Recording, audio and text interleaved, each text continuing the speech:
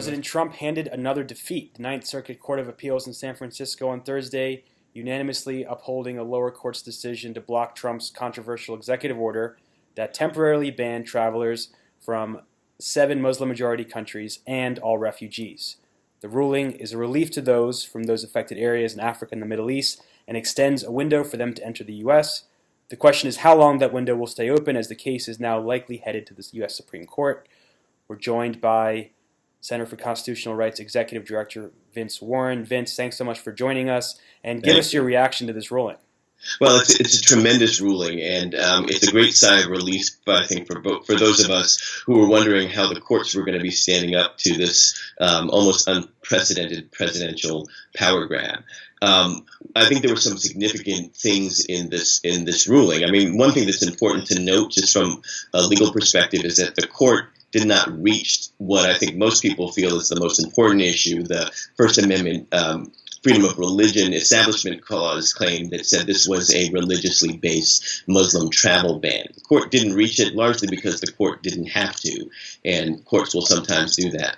What the court did do is it said that when the Trump government was moving to get rid of the stay that had been issued by a lower court in Washington, the court said no, that stay stays in effect, essentially. That there was an emergency motion brought by the Trump administration to try to get that reversed. And the Ninth Circuit Court of Appeals said no, they weren't going to do it. And there were a couple of really interesting pieces in there. Number one, is that there was a question in the argument where the Trump administration said that essentially this executive order by President Trump, which created a Muslim ban from 7 countries, and in that executive order heightened the ability, essentially, or created an exception for Christians to come into the country, that order was not reviewable by any federal court. And it wasn't reviewable because the president said that the president has authority, almost what we call plenary authority, over issues of immigration.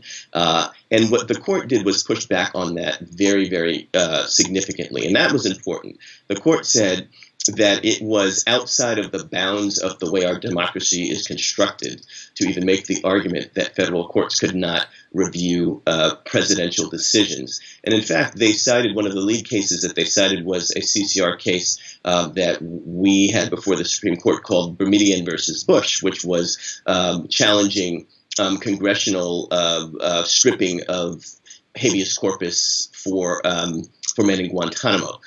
So what's significant about that is it's a huge blow to the Trump administration, certainly, but in some weird way, we're still back to where we were in the Bush administration, where we were having these same arguments, whether the president could do whatever he wants to do with respect to our civil rights, civil liberties, and due process rights. The good news is that the court really rejected that today. And so this is at least a temporary victory. At the same time, this is happening today.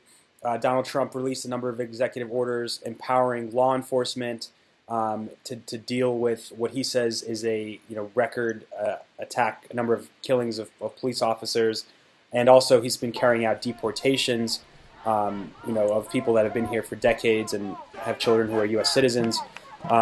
So kind of put this in the context of the moment we're in right now. We're just barely a month into Donald Trump's presidency, and we've seen all these what you would probably say are civil rights and human rights violations happening already. Oh, absolutely. It's quite unprecedented. The way that we feel about it here is that we've had probably it feels like 8 years of George Bush in about 2 weeks. And specifically, one of the things I wanted to highlight about the significance of the Muslim ban and why it's important that the courts push back against it, it's the real people that are involved in this. So the Center for Constitutional Rights, we filed a complaint with the Inspector General of the Department of Homeland Security, and we were complaining about the way that Customs and Border Patrol treated people during this when this Muslim ban hit. And so we tell stories of real people, a doctor from Somalia who came to JFK through Saudi Arabia, where she was visiting family. She was basically coming back to the U.S.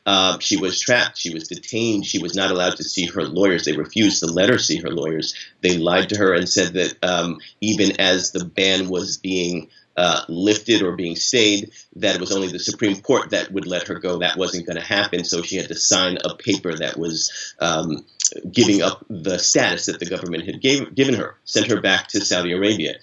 Elderly couple in California that in their 70s and 80s who were held for 18 hours without food, not allowed to see lawyers, not allowed to see family or friends, even after the ban was lifted. This is the way. This is the way that our government begins to function when Donald Trump begins to tweet and say these kind of crazy things. Which brings us to what was happening today, and I'm glad that you asked me about it. There were 3 executive orders that related to criminal issues, and 2 of them were really problematic. One was essentially one that calls for stiffer penalties and maybe even new criminal sanctions for assault of police officers. And what that really is, it's what we're calling sort of the new Blue Lives Matter bill. We are seeing this in a lot of different states. I believe there are like 9 pending bills that essentially make it a crime or an added penalty if people are disrespecting or otherwise assaulting police officers. And while nobody thinks it's a good idea to assault police officers, it is very problematic to give police officers special status along the lines of your race, your gender, your ethnicity, your sexuality. If somebody beats you up because of that, there are enhanced penalties. They're trying to pull in these enhanced penalties with respect to police officers. With respect to another bill, I was really struck by the narrative. The bill was called, the executive order called for a reduction of crime and for restoration of public safety. Now, there are 2 big problems with this. One is that it assumes that crime has been going up when everybody knows that crime has been going down steadily for 30 years. New York City, where we ended stop and frisk, had the lowest murder rate and violent crime rate in decades, just reported, very short time ago.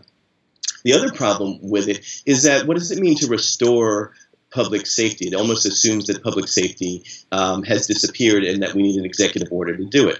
Those are 2 problematic framings. But what was most problematic about it for me was it called for the newly appointed Attorney General Jeff Sessions to appoint a commission to look at penalties and reducing crimes in 2 particular areas. One was violent crime, and nobody has a problem with reducing violent crime. But the executive order also talked about being illegally in the United States as a crime. And this is a new thing. Anytime that you have an executive order that has reducing violent crimes and reducing people that are quote unquote illegal, it begins to merge this question of your status. So what I'm concerned about and what we all should be thinking about is, are we seeing a situation where we're now beginning to see people's status being undocumented, being itself a criminal activity that is subject to criminal punishment, that's subject to criminal trials and criminal incarceration, as opposed to the way that it's been for very many years, where these are civil penalties. You can get deported, you can get detained during a hearing, both of which are problematic when the way that it's being done under President Obama and other folks, certainly.